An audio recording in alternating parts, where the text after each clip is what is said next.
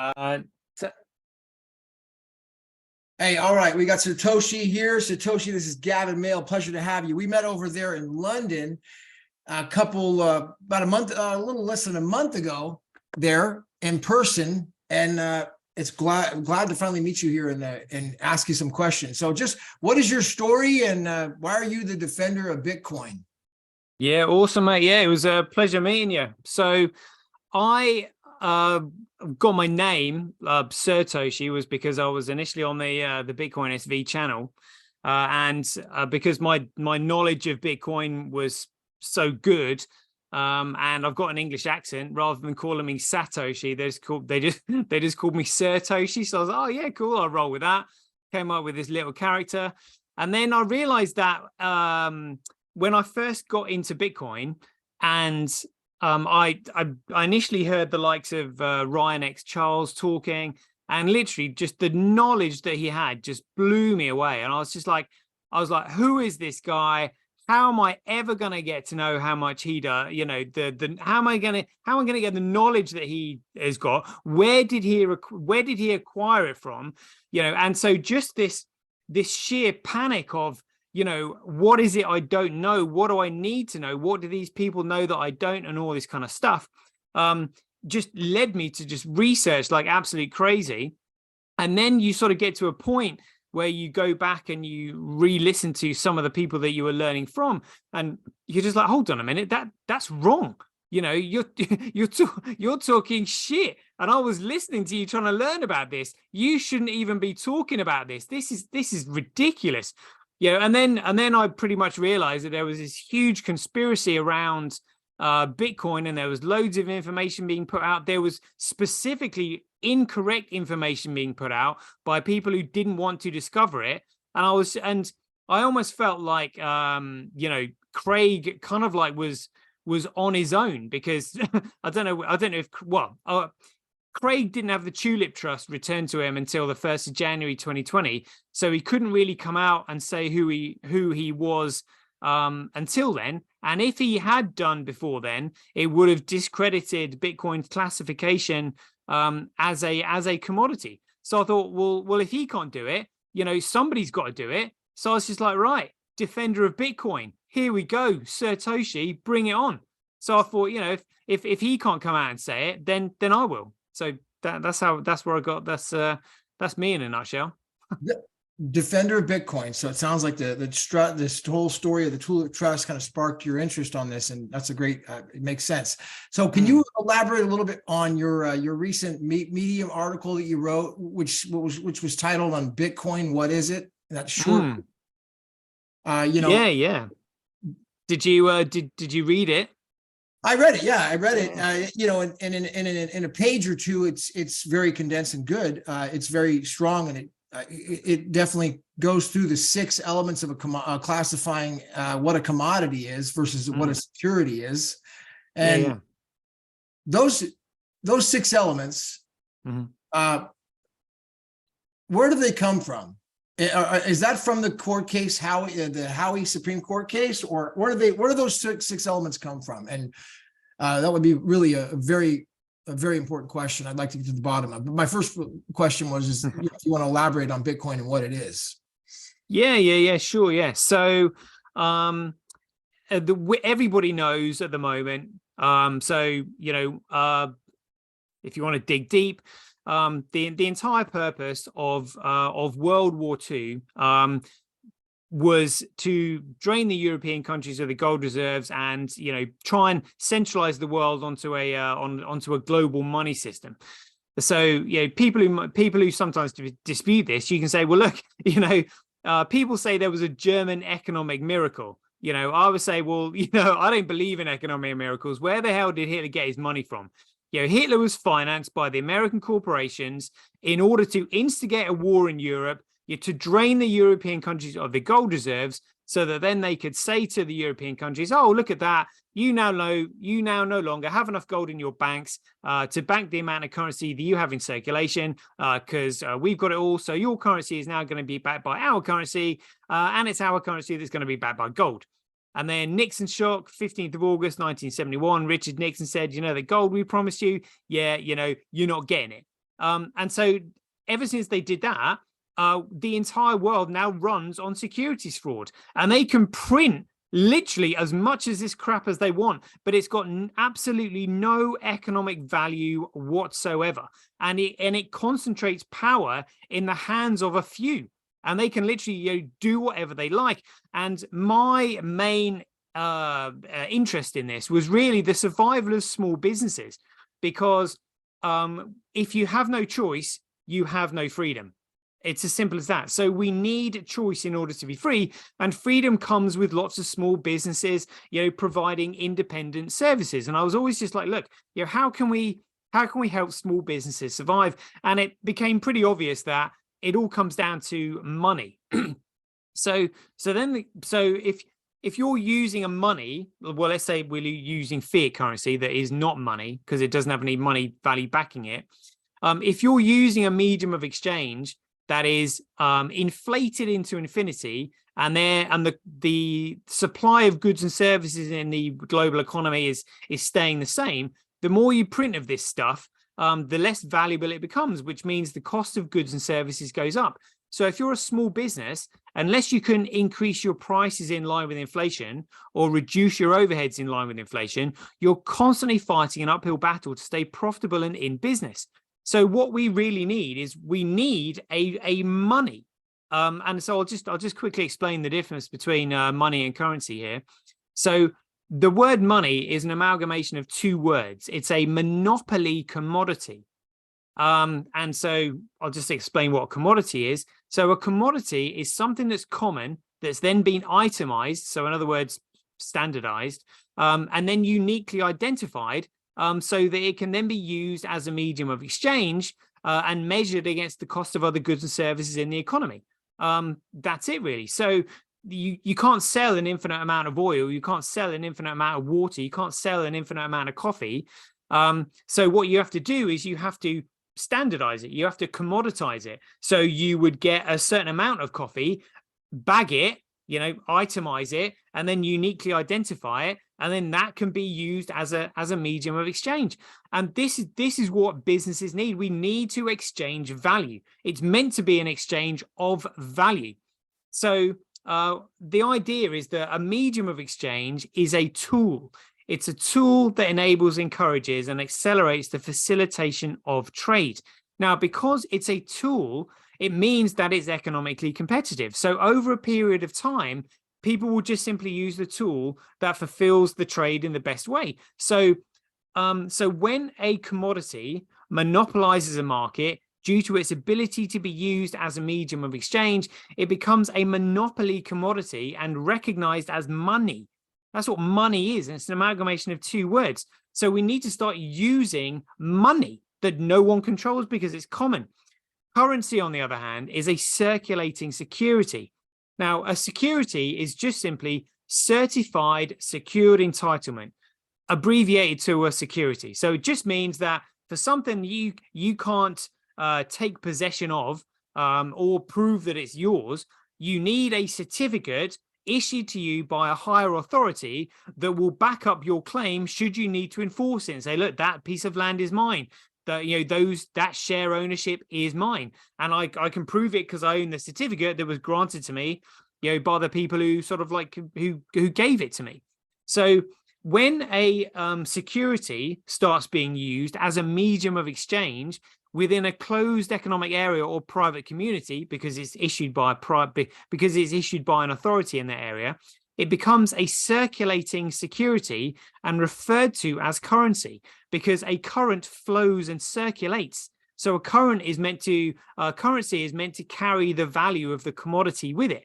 But if there is no commodity backing that currency, then it becomes a securities fraud, and that's what we're using at the moment. So with Bitcoin, it was just like, oh, right, well, it's the best commodity on earth because for the first time in history, what Sirtoshi has managed to do is actually commoditize data. He's actually made digital data valuable. But the biggest, I suppose the problem he solved with this is the issue of the starting point. And there's so many people don't understand this, Because it's a paradox. So the paradox is this: if someone can start a digital network, it means that someone else can start the same thing anywhere at any time, meaning an infinite supply and therefore an economic value of zero. So how do you solve this? Well, you have to solve it over time. So first of all, the starting point has to be common. So in other words, a common opportunity has to be provided for anyone and everyone to be able to start the network themselves. And so this was why the white paper was released on the 31st of October, 2008. Because just like gold already being in the ground, the information was out there. And it was released to a cryptographic mailing list to a group of people who would have been highly proficient in their knowledge of what was actually in the white paper. They would have understood the significance of it. They would have understood the public and private keys and SHA-256, whereas the majority of people wouldn't. So in other words, it's a bit like the people in the Californian mountains, obviously had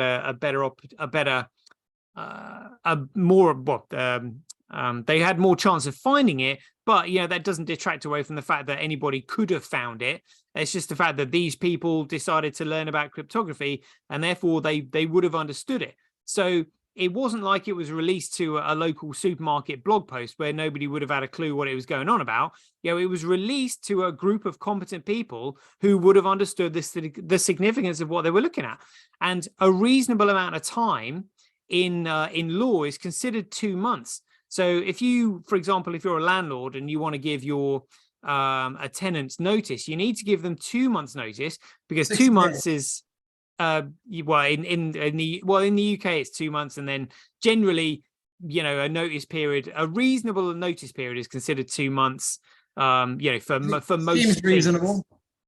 Yeah. So the white paper was released on the 31st of October 2008, and then after nobody had done anything to start the network themselves, Satoshi started the network on the 3rd of January 2009, which was 2 months and 4 days. So effectively it's 2 months and 4 days grace. As we know that he's Aspergis, he never leaves anything to chance, and always kind of like doesn't leave room for mistakes. So he's just like, right, 2 months, 4 days extra, and then I'll start the network under a pseudonym, and then let proof of work, which was economic competition, dilute that central starting point over time. And so after a period of 10 years, because he felt that 10 years was enough, and if you mathematically, if you're down a casino and you're playing red or black, the chances of 10 reds coming up in a row is 0.1%. So in other words, there's a 99.9% chance that it won't happen.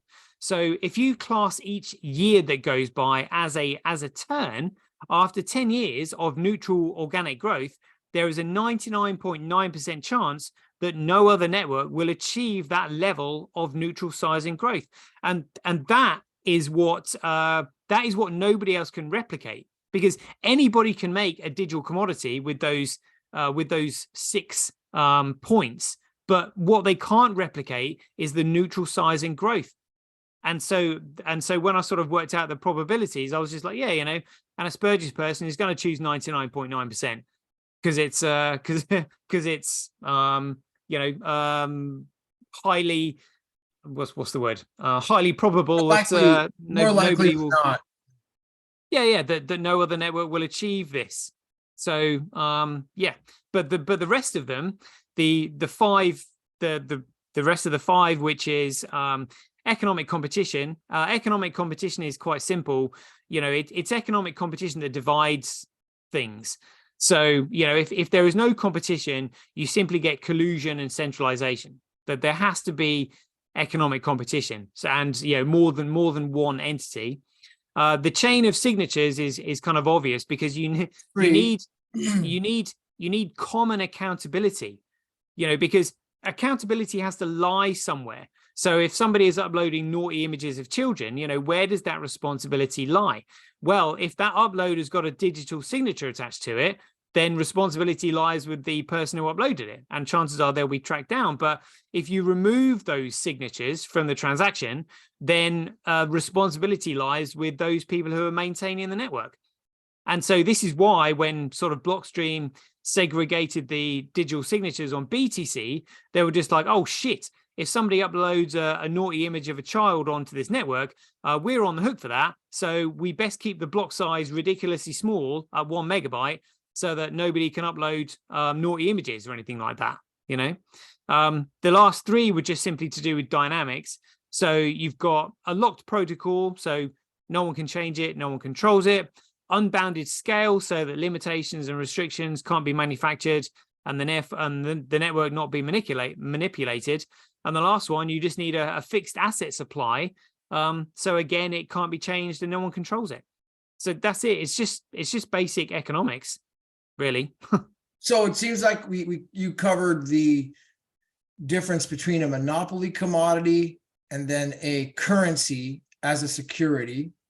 And then it looks like you went over here into the definition of what Bitcoin is, and you defined the 6 elements of what makes Bitcoin a commodity. Now, where do those 6 elements originate? It's just basic sort of, it's economics 101. That's literally all it is. It's, if you think about it, it's just literally, it's common sense, you know. So you've got kind of you know, you've got common sense in society, common law, the lawful aspect, and then. So is it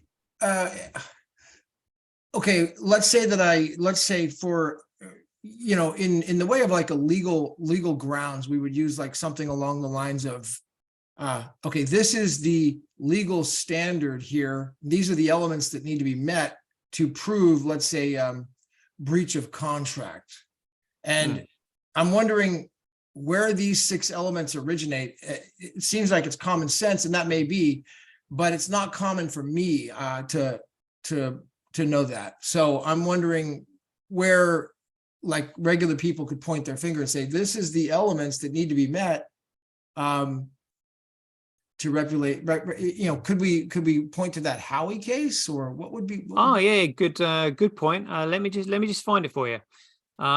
So actually, what I would do is I'll refer you back to the white paper. So I'll just see if I can bring this up here. Give me 2 seconds. You want to share the screen? Tell you what. Actually, it should really just be in the in the white paper. If you want to show that to people, you're more than welcome to. I've got it down here somewhere. I'm just scrolling back through my my Telegram, because I've got everything listed on there.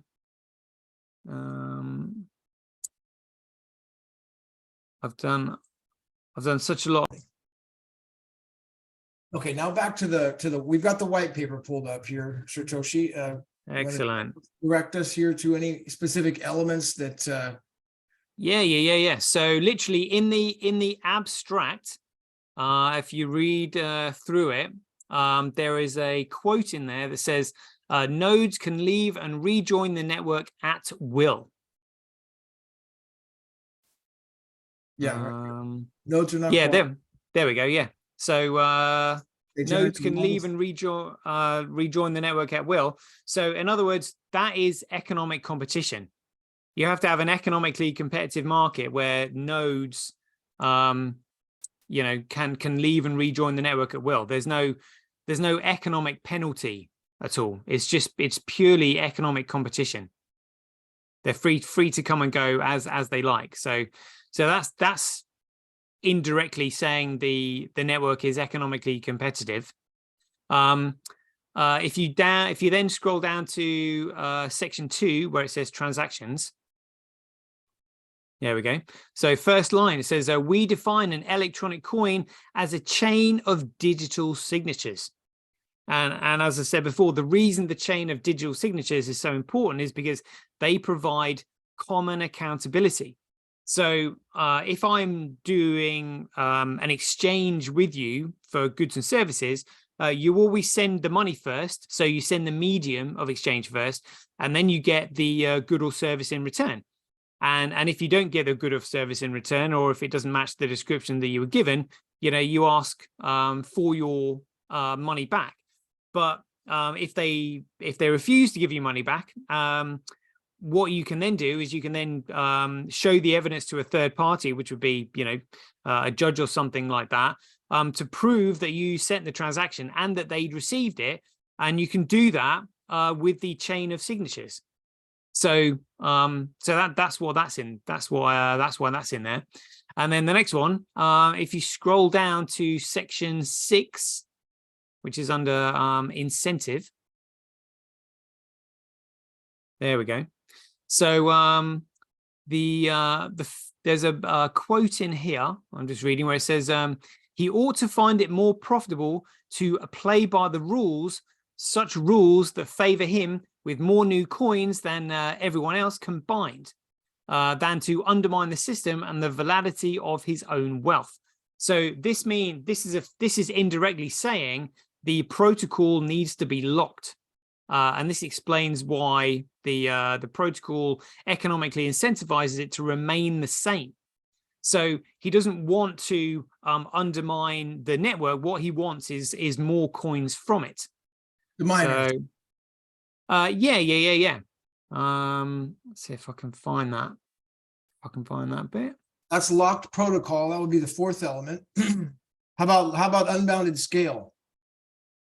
Yeah, I'll tell you what, I'm just gonna I've just lost my I've just enlarged my screen. 2 seconds.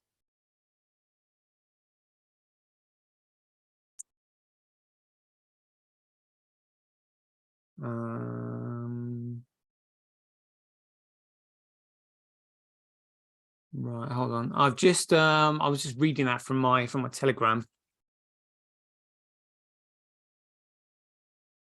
Recording. Here we go. Yeah. So that one was the locked protocol. Yeah, unbounded scale. So yeah. So unbounded scale.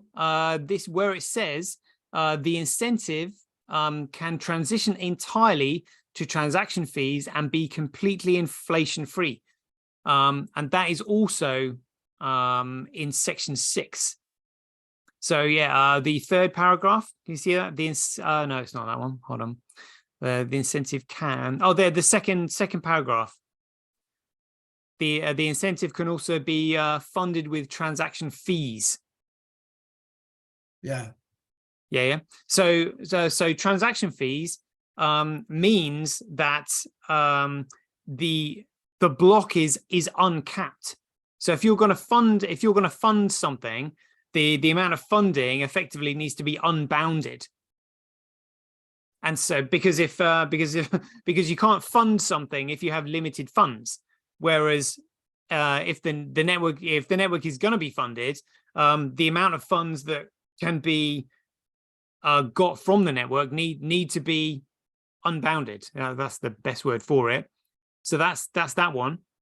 And then the last one, which is to do with the fixed supply, again in section 6, there's a quote here that says, once a predetermined number of coins have entered circulation, the incentive can transition entirely to transaction fees and be completely inflation free. So again, we're talking about a predetermined number of coins. And so predetermined effectively means fixed.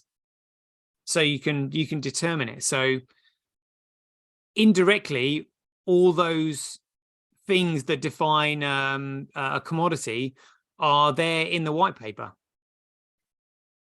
Seems so eloquently put together in this 9-page manifesto. Yeah. Well, you know what is also quite amusing about reading the white paper is the fact that Satoshi himself actually tells people how to corrupt the network and what to look out for if somebody is trying to corrupt it. And then effectively he predicted that somebody would try to actually do it. So he's effectively goaded them into doing it. He's just like, all right, yeah, so this is how you corrupt the system. So whoever it is, the nefarious entities that were reading the white paper probably thought to themselves, oh, what a fool. You know, he's told us how to corrupt it. And so that's what we're going to do. But, you know, he's got them. He's absolutely nailed them. And crikey, yeah, they're gonna get bitten on the arse. So yeah, let's talk a little bit about some of the long-term strategy here behind the scenes that perhaps people aren't aware of, and maybe we could elaborate a little bit on that. So one of the things was a court case called Kleiman versus Wright, which what came out, and they made a final decision, and it was late last year, I believe, or the year before, or late last year. Actually late 2021, and it's up on appeal right now on some of the fees. But then there's another case that you mentioned, which may be bigger than the Kleiman case, called COPA. Can you break us down on some of your knowledge on those two?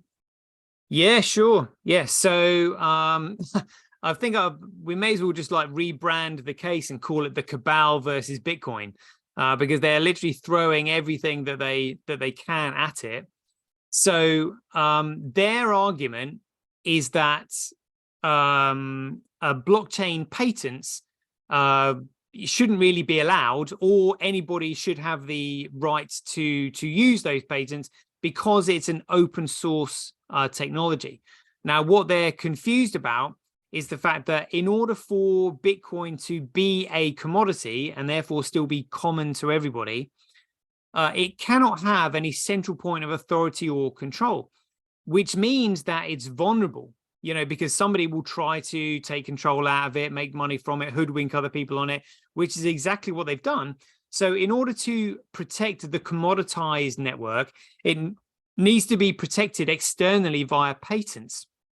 And of course, the only person who has the incentive to make sure that Bitcoin maintains and retains economic value is the creator himself, because he created it. There's no point in creating something that's worthless. There's no point in being famous for creating something that didn't work or was worthless. And so he wants Bitcoin to be as valuable as possible. And Bitcoin can only be valuable if it is common to everyone. So in other words, if it doesn't have a central point of authority or control, and data can only be commoditized one way, and that's with those 6 elements that we've just spoken about. So the moment you tamper with any one of those, you immediately remove the economic value by turning it into a security, which is somebody with central control. Security. So it seems though, you know, that the resistance here, and this like fierce resistance that you're saying up against it, is it because that Bitcoin destroys power? Yeah. It makes everybody common. It literally brings everybody down to a common level. You know, nobody. Is that because the parties that no one can control the money? What is the reason for that? It's because there is no central point of authority or control anywhere in the system. Nowhere. So it takes away power. Yeah, absolutely. Absolutely it does. But in terms of you know, I suppose in terms of economic power, so there's a big difference between economic power and totalitarian power. So economic power just simply gives you the ability to buy and purchase things. Yeah, that is it. Yeah, I mean, yeah, you might be able to bribe somebody, but you don't actually have central control over anything. So there's a difference between maintaining a common network and controlling a common network. So people often say, oh, you know, Craig and Calvin control BSV. They don't. All they're doing is maintaining a common network.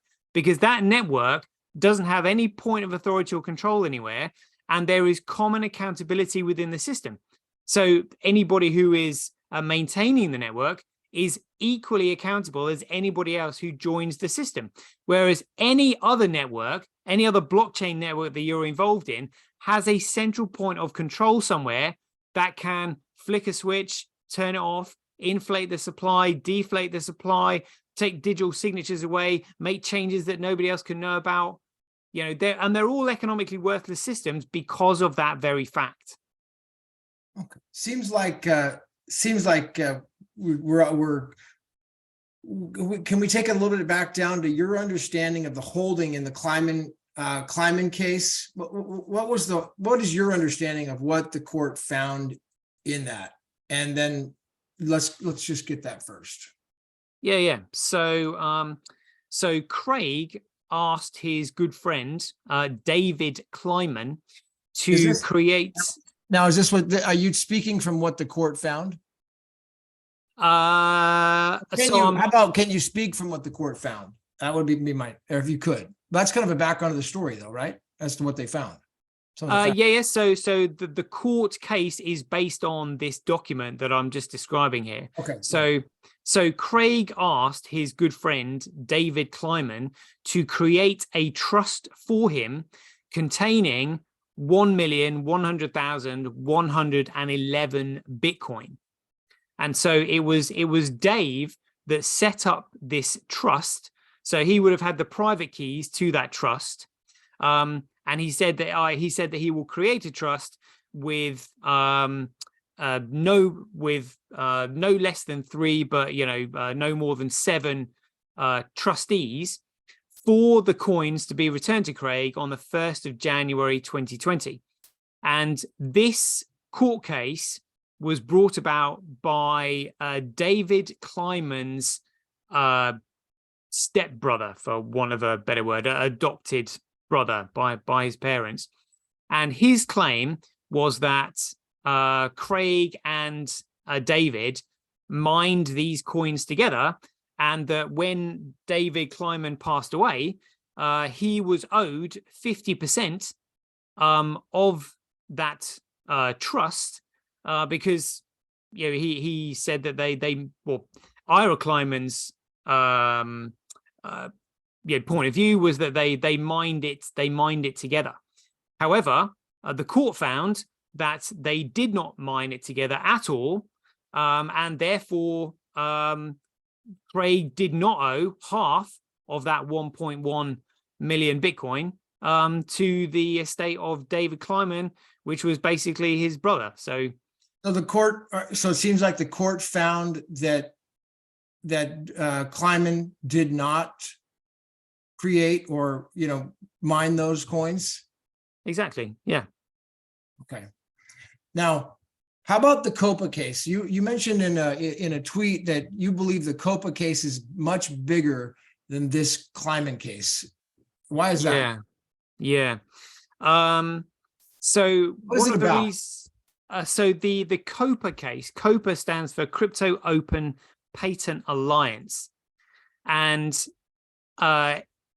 really, because the world runs on fiat currency at the moment, it's the entire global economy is manipulated and controlled by those who can print this shit. And those who can print this shit basically control Silicon Valley. And the reason they control Silicon Valley is because Silicon Valley harvests all of our data. So you think about it, Facebook, Amazon, Google, crikey, I mean, Yahoo, LinkedIn, just, all these, Twitter, they all harvest our information. And I would suggest that the bankers who are attempting to install a totalitarian one world government, they're going to do that by getting information on people. And so they fund what they do is they encourage these Silicon Valley startups to go public. And once they go public, because they can print as much fiat currency as they want, they can just simply buy the majority of shares. And when you become a majority shareholder, you then have influence over what the company does and doesn't do, and who they fire, and who sits on the board, and all this kind of stuff. Now, we are effectively, we don't have a choice at the moment, because we have to surrender our data to these large Silicon Valley outfits, like YouTube and things like that. So the moment we create content and we upload it onto a corporate server, we are surrendering sovereignty of that data to the corporate server, and the corporate, whoever controls the corporate server, controls that information, and they can do that with that information whatever they like. Now, in the future, I mean, obviously, surrendering your hard-earned creativity is not ideal. And what's going to happen is that eventually all of this information will be uploaded onto the Bitcoin network, because whoever uploads the data onto the Bitcoin network, because the data has got a digital signature attached to it, they then own and control their own data. And how is that relevant to the COPA case? So the COPA case wants to destroy the protection that the Bitcoin network has by these blockchain patents that Satoshi Nakamoto has filed. So how many patents are there? Like 1,000, I heard, or something, or how many are there? Last time I looked, 1,000.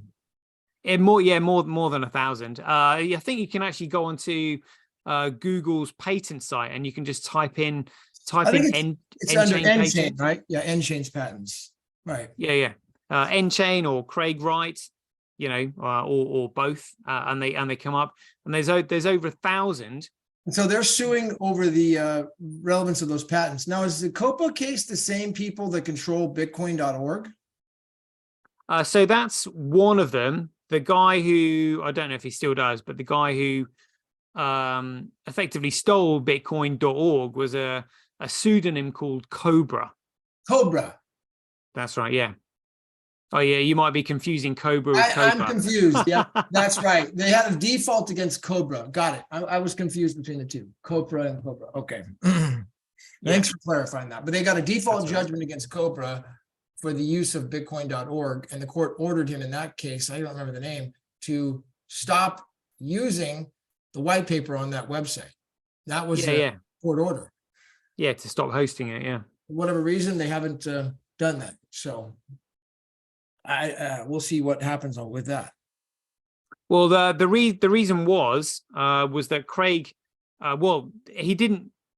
Cobra didn't challenge Craig's testament to being the rightful owner of the white paper, and so because Cobra didn't defend the claim, Craig just simply won a default judgment. But whether or not it was default or not, the fact is he now owns the copyright to the Bitcoin white paper. And Bitcoin.org is passing the Bitcoin white paper off as Bitcoin, but against the law based on the court's order. What it is SegWit, which the powers that be implemented on the 24th of August 2017, segregated the digital signatures from the transaction data, which actually removed the signatures from the blocks. So none of the data that's in the block has any digital signature attached to it. So, there is a central entity that has control of those digital signatures, which means, should they actually have nefarious intentions, they could potentially reassign blame because they control the signatures. It's ridiculous. Back to the case now, if you wouldn't mind. What is the Sirtoshi? What is the?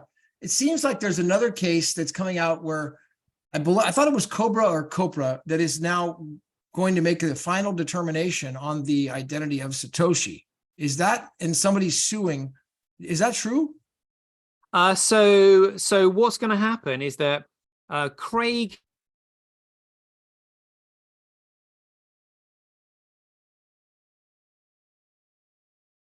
Can you hear me all right? Yeah. Oh, yeah.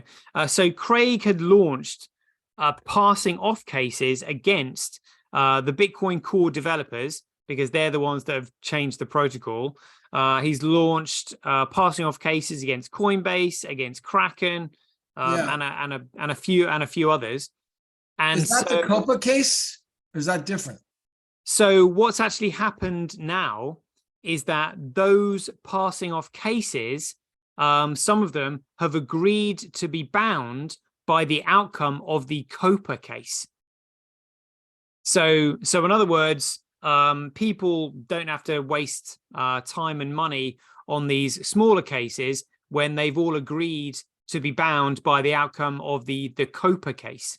Okay. And the COPA case is predicated upon these group of people not believing that Craig is Satoshi Nakamoto, and therefore not having any right to these blockchain patents. Okay, and that's coming to trial. Is it next year, or what's the status on that? Do you know? Yeah, 15th of January 2024. Okay, that'll be fascinating to watch. I know that'll be really exciting. Sounds like that'll be the final nail, right? I guess it's the last missing piece of this whole puzzle. Oh, One of the core, I believe that one of the maybe it's the case, there's been so many that he's done, was to have an injunction on the use of the name or but it seems like there's already been an injunction or some sort of an order based upon the ticker symbol, because that changed. Did that change last year? Because as you probably know, the ticker symbols seem to be different now. You've got the crooked B, the straight B. The straight B, wasn't that the original Bitcoin, the straight B? So the actual original logo that Craig designed was a gold coin with the letters BC on it. And then he just simply put this out to those in the Bitcoin community, and a developer, a designer came up with the B slightly tilted forward. So it was that B, the tilted B, that actually came first. Oh, okay, good to hear. Now let me ask you another question on that point. Well, before I forget, you mentioned in your paper the original Bitcoin, actually the original Bitcoin, it had a number 1 on the wallet address. Is that right? That's right, yeah. So when you sent Bitcoins to it, it had number 1. Is that what it has right now, or what is showing on the wallet addresses? Yeah. So Bitcoin, when it first started out, with the ticker symbol BTC, all legacy wallet addresses started with the number 1. And that was part of the sort of the protocol template of Bitcoin. So any changes to the fundamental design, to the fundamental protocol of Bitcoin, would then create a change in what these legacy addresses began with. And so when Blockstream implemented SegWit, it fundamentally changed the protocol, and therefore they had to come up with different legacy addresses. And so legacy addresses in the SegWit protocol began to start with either the letters BC or the number 3. Okay, so the legacy addresses changed upon the segregating of the digital signatures, and then when the hash wars happens with the fork, or whatever was it a fork, whatever you call it? What did they change again? Yeah. So what happened was Roger Ver et al. And his crony mates again, they wanted to alter the protocol. Fundamentally they wanted to change it. And so all it was is when they did change the protocol, again, the legacy addresses that started with number 1, they had to change. And so the Bitcoin Cash addresses now start with the letters either P or Q. Okay. And then, so let me see if I understand what you're saying correctly. So let's say like Satoshi's original wallet address. It seems like you're saying it would have started with the number 1. Yeah, absolutely. Yeah. Okay. And to this day, if I wanted to send Satoshi Bitcoin, would his address still start with the number 1? Yeah. Hasn't changed? No. Okay. So, And then currently, are there any wallet addresses now with the protocol that have the number 1 on it? Yeah. So it's BSV. All BSV, all Bitcoin BSV legacy addresses start with the number 1 because Bitcoin BSV is the original protocol. So it sounds like the protocol has never changed since Satoshi. So what you're saying, it sounds like it's never changed since Satoshi had started it. It's just been, there's just been some mingling, some legal actions and dismantling of the names of it, but it's never really changed. All people have done is they've tried to steal the name. They've tried to alter the protocol and just stolen the name and the ticker symbol. But all you really need to do is just to simply follow the legacy addresses to find out which is the genuine Bitcoin. The legacy addresses. That seems to be the key. Yeah, absolutely. Yeah. It's plainly obvious. Yeah. Wow. Okay. Well, thank you. Now let me, we got about 14 minutes left. So can I ask a few other questions? Yeah, of course you can. All right. Okay. I want to go on to something. Are you familiar with NFTs? And I think what they're called now is ordinals, and they're running on the BTC network. I mean, I know of them. I'm not particularly interested in them, but I can tell you about them. Okay. And what about Bitmap? Have you ever heard of that? I've not. Okay. All right. So we won't go there, but it seems like there's a lot of they're doing. Well, let me just give an example. If from what an NFT is, it seems like what it is an NFT where you provide, or let's say an ordinals, an access, like a picture with an access code, where you could, that's like your ticket to get into that venture. Or is it you're just buying a digital piece of art? What is it exactly? Yeah, so as far as I'm aware, and I haven't really bothered looking into this because, like, I'm not interested because they're on BTC, which is a centrally controlled network, which is going to collapse because it's economically worthless. So anybody who has actually purchased an ordinal that's actually on BTC is going to lose it. So I didn't really want to get in there, but all it is just simply a non-fungible token, which is just simply a unique bit of data. That's all it is. It's just a unique bit of data on the BTC network, and this unique bit of data just happens to represent a really crappy ordinary image, which is why I presume they called it ordinals. Are you familiar that there's a company called AYM Radiant that I believe is doing all of that on the Bitcoin Satoshi Vision chain? I think they're pretty new, but I met with the guys in London. I met with them in San Francisco and also in London. They're good guys. He's on Twitter, so you may, AYM Radiant is the Twitter hashtag. They interviewed Daniel Kravitz just recently, and they interviewed Jack Liu. Yeah. I'm not familiar with who they are, but I mean, in general, this whole, digital image artwork stuff, there's no value in it. It's the market is completely speculative. Once the hype dies down, people will just. Here's the value that I'm thinking of.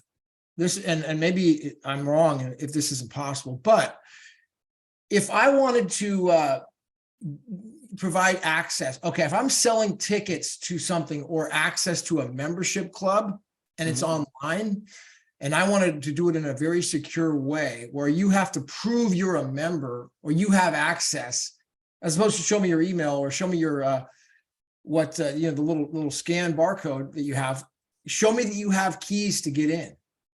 Yeah, exactly. That could be a way to create where those things would have value, because I would. Does that make sense? Is that a possibility? Oh yeah, absolutely. Yeah, I mean, so effectively, what you're talking about here So NFTs are securities on Bitcoin. That it is massive. This is the thing, again, the powers that be don't want people to realize. So the securities market, is absolutely massive. Every single share that you buy of a company is a security. The title deeds to your house are securities. Well, tickets aren't securities, but like the what you just mentioned there, if I want to show you pass, show me you've got the key. That is exactly what NFTs are for. Absolutely. Okay, makes sense. Seems like a valuable way that we could use that. Oh, yeah, it's huge. It's absolutely massive. Yeah. Absolutely, it's huge. I cannot state how big the market for NFTs being used in the correct way eventually will be. Yeah. Literally every single thing, every single item in the entire world eventually will have its own NFT. Everything down to little gifts and stuff. Once it's all affordable for microtransactions, right? On the chain, it seems like. Yeah, because effectively an NFT will be your receipt. So literally in the future, everything will be done digitally. Whenever you purchase a gift from a gift shop, when they give you a receipt, that receipt will be an NFT for the item you've just purchased. Okay. Sounds like NFTs are going to be really valuable once we get a better understanding on it, and they're on the, on a chain for microtransactions. So let me ask you this. Do you remember Mt. Gox? I do.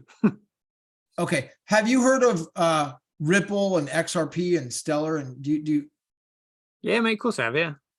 Okay. Is it? So, is it true that the creator of Mt. Gox is also the creator of Stellar, Jed McCaleb? That's correct. Is that something people should be worried about, who are maybe like buying that stuff? What, people buying Stellar and XRP and all that crap? Well, yeah. I mean, I don't know. I'm just wondering. So what Mt. Gox wasn't that one of the biggest scams of all time? Yeah. So obviously, Mt. Gox stands for Magic the Gathering Online Exchange. Oh, right. And that was created by Jed McCaleb, who was just a bit of a geek and liked swapping these Magic the Gathering cards and all that. But then it very quickly became the world's first Bitcoin exchange, and he sold it for multiple millions to Mark Capellis. And it was Mark Capellis. It was Mark Capellis that basically didn't really know how to run the exchange. Again, he was just a bit of a computer nerd and a geek, liked Bitcoin. But then when Bitcoin started going up in value, couldn't control himself, started dipping into the till, effectively spending other people's Bitcoins, oh my goodness me. Yeah. Shocking. Sounds like then they went off. It sounds like so now. Okay, so that sounds like that answers that. Now, what is the difference between, let's say, Stellar or Ripple and Bitcoin? Yeah. Okay. So XRP, Stellar, Tron, trying to think what others. Ethereum. There's a few. No, not Ethereum. They are pre-mined token. They're called pre-mined. So pre-mined is effectively someone created a system and created, a blockchain and created all of these tokens on it, and then just simply started selling them. That's it. There is no competition in their networks, literally none. They pre-mined it all for themselves and then sold them on a market.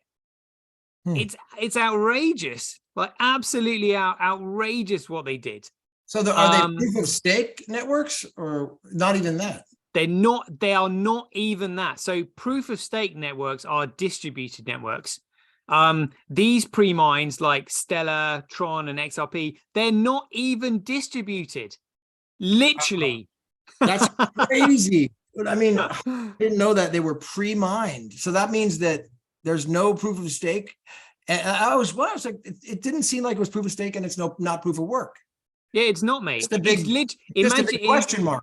Seems Yeah, like. imagine me creating a blockchain on my hard drive, and creating a bunch of NFT tokens on it, and then selling those NFT tokens Wow. on my network. Hmm. Hmm. That's what you're dealing with. It's See, absolutely insane. seems like people have short memories, looks like, because even I didn't know that the creator of Mt. Gox created, what was it? Did he create Ripple and Stellar, or just Ripple? Yeah, yeah, yeah, yeah, Oh, he yeah, yeah. created both. So he created XRP, and then when he left XRP, oh my goodness me, I think they did a deal with him where they gave him a staggering amount of XRP because I can't remember what the supply is that they've got in escrow. They call it escrow. It's so ridiculous. The escrow that holds all the Ripple that have been created is still held by the same people who created the system. So that so they're again, I would say one of the reasons that they created an escrow account was because if they'd flooded the entire market with everything they'd created, it just simply wouldn't have any value. So they were just like, all right, well, actually, tell you what we'll do, we'll just hold all these billions back, and we'll just put this amount of billion on the market to start with, and that's it. And people are buying this crap. It's Wow. insane. And so when Jeb McCaleb left, they said to him, look, you're going to get all of these XRP tokens, but you're only allowed to sell, something like 9 billion XRP tokens a year, because otherwise you'll affect the price. Seems It's nuts.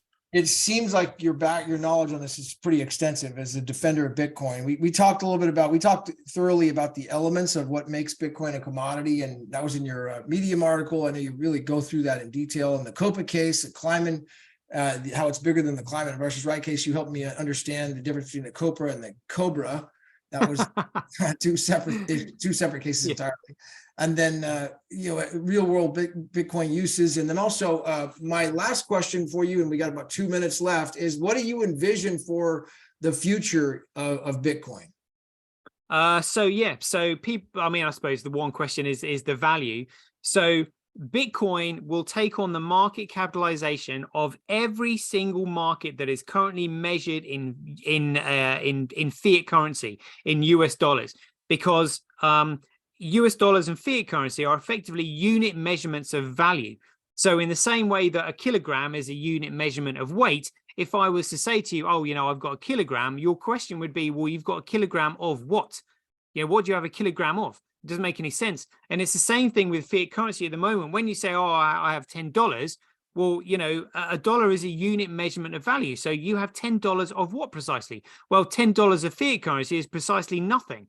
So when you actually have a commodity that is actually being used as a medium of exchange, that one commodity will take on the market capitalization of every single financial market that is currently measured in US dollars.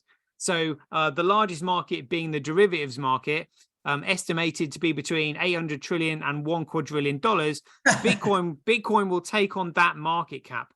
That's that's a kind of a mind-blowing statement. I mean, maybe you could kind of just take that back down to elementary level again, because you just well, let's say, so the derivatives market is estimated to be between 800 trillion and $1 quadrillion. But like I said, dollars don't have any value. So what gives you the reason to believe that Bitcoin would take on such a market? Because it's measured in dollars. So the dollar itself doesn't have any value. So a medium of exchange will take on the size of every single financial market in the world. It will take on the value of the housing market. Literally everything that you mentioned about dollars at the moment. Oh, that house is, $100,000, $1 million, $10 million. The gold market is currently $12.9 trillion. E-commerce is currently $29 trillion. Derivatives market $800 trillion.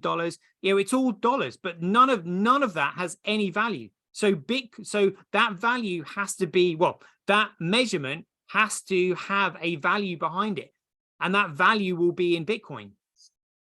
So have you, if you had a crystal ball and you could see into the future, what sort of timeline what would the timeline be, and what would be some of the telltale signs for that to possibly happen?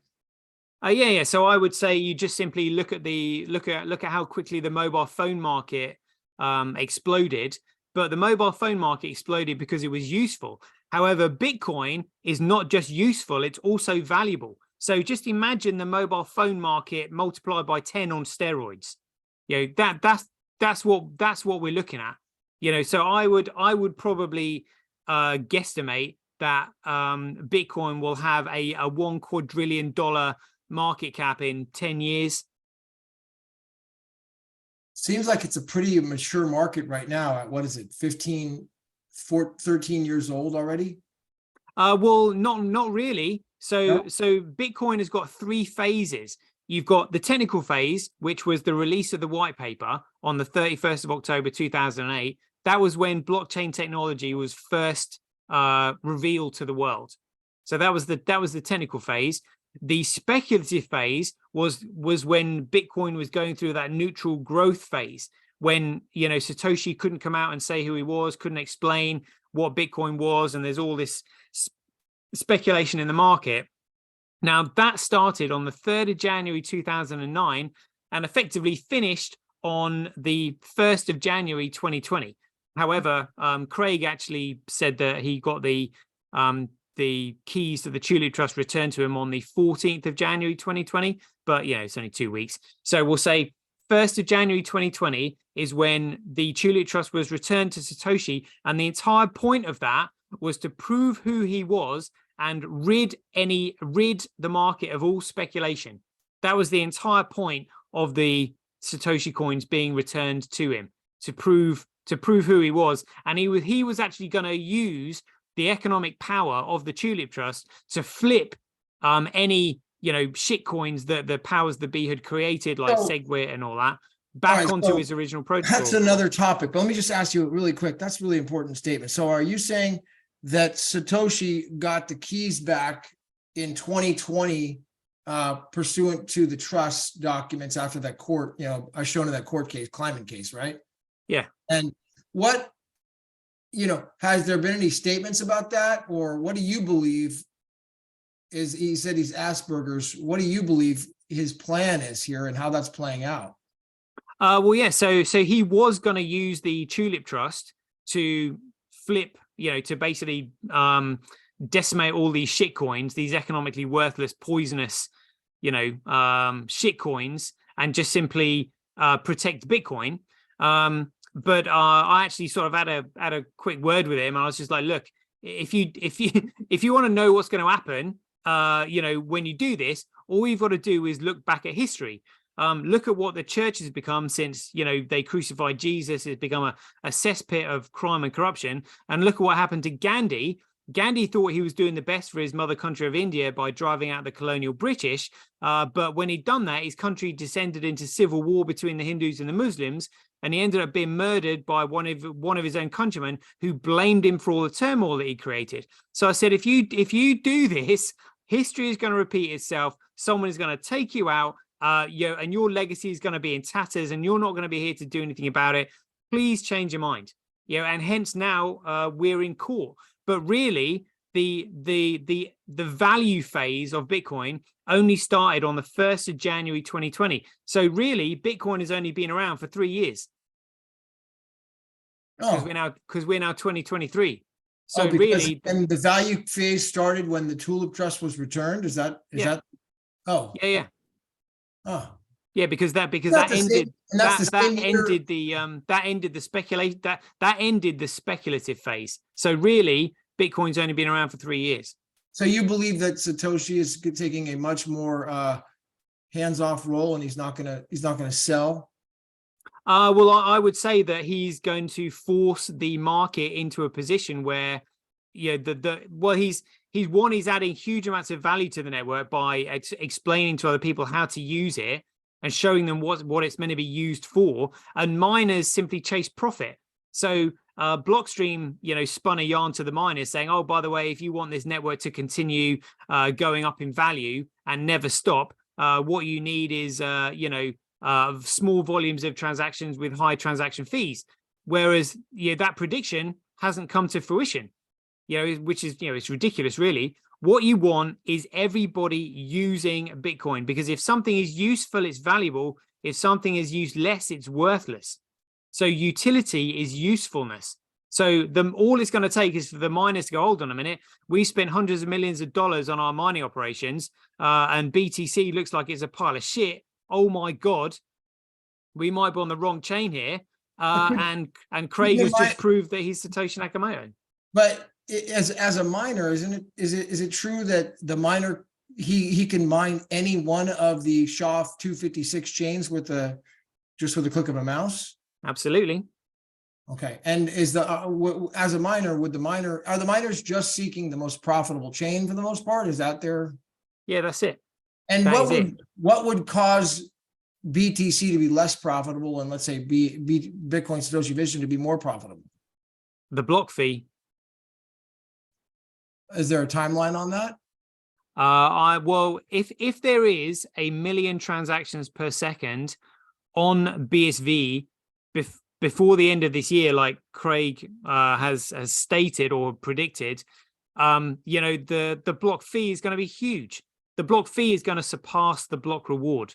So the block reward is the Bitcoin that's programmed into the block, whereas the block fee is generated by the volume of transactions in the block. Whoa! Repeat. Yeah. So the block reward is the Bitcoin that is programmed into the first transaction that enters the memory pool, and then the miner who finds the SHA-256 of that transaction, or the bit for the Bitcoin in that transaction, then will win the block. The block will be capped, a block header will be created, and then the process is done all over again. And at 1 million transactions a second, you're saying, is that a mathematical probability that the fees would be higher on that chain? It's just the pure volume of transactions. The volume of transactions, because each transaction has a small fee attached to it. And the more people that start using the network, the more transactions are in the block, which means there's more fees in the block, and therefore the block fee increases. But then you've got miners going, hold on a minute, if everybody's using this network, and everybody's using BSV as a medium of exchange, what are we doing holding these shitcoins? But in terms of Terranode Satoshi, is that what that is? Terranode?